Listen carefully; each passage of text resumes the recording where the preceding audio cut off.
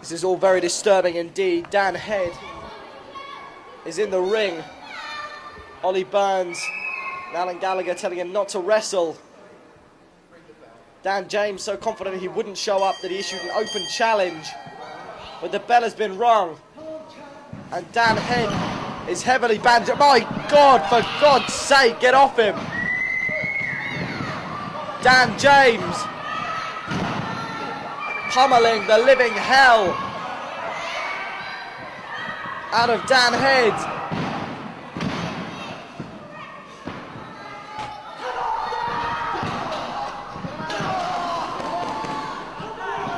Dan Head's face contorted into a grimace of pain.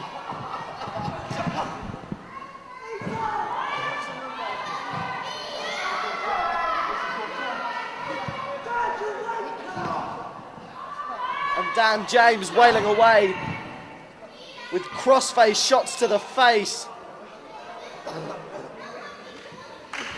This is completely ridiculous. This is ludicrously uneven, and something has happened. Something which Dan James knows about. Something which he referred to obliquely in the opening interview segment. You can call it that. Dan James coming out issuing a grandstand open challenge with that snake-like smirk on his face, announcing that Dan Head has had a bit of an accident. For God's sake, look at him. Dan Head is the walking wounded. Dan Head is out on his feet. Dan Head should certainly not be in a wrestling ring defending his belt, because my God, look at that elbow to the gut. And Dan Head looks as though he just wants to disintegrate.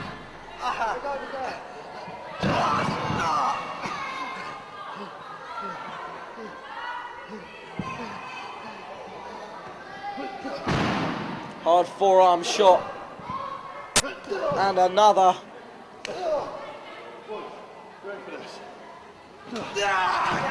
My God!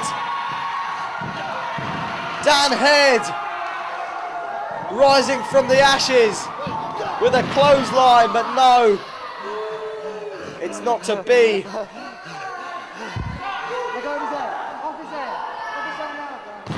Hard shot to the head, and as soon as he rose up, he was crushed back down again. Dan James absolutely destroying this young man. And my God, lifting his head up off the floor. We have never seen Dan Head this vulnerable. The most fighting champ in the history of the Academy, the longest reigning champion. The standard bearer for the Academy over the past year and a half.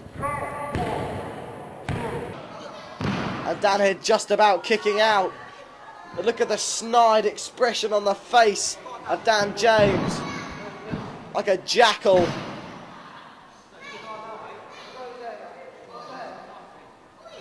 And surely not. This cannot be it.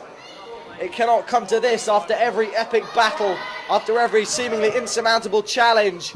But no, Dan Head rolling up for a 2 count only. But perhaps there is life, perhaps, despite whatever's happened to him, despite the odds, despite the onslaught of this bitter, twisted, disaffected young man, Dan Head can still retain the belt that he has bled for, that he has sweated for, that he has fought for in almost every conceivable scenario since he won it. He's fought the biggest, he's fought the best. He's gone through table matches, round-robin tournaments. There is seemingly nothing Dan Head will not do to keep the belt, and fighting up again, but no, Dan James resorting to grabbing the hair. And for goodness sake, this match should not even be taking place. But blatant rule breaking like this just makes me absolutely sick. Dan James kicking him in the gut.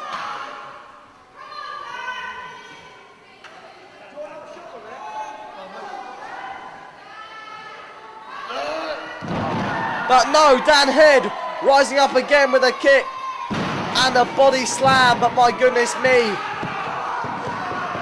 even that Perhaps too much. And Dan Head, no, for God's sake, no. Dan Head. Brave. But foolhardy, climbing the ropes.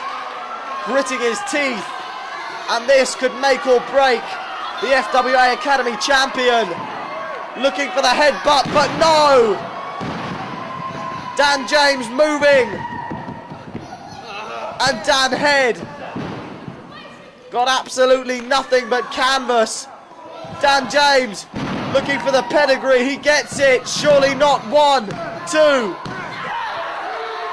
and 3.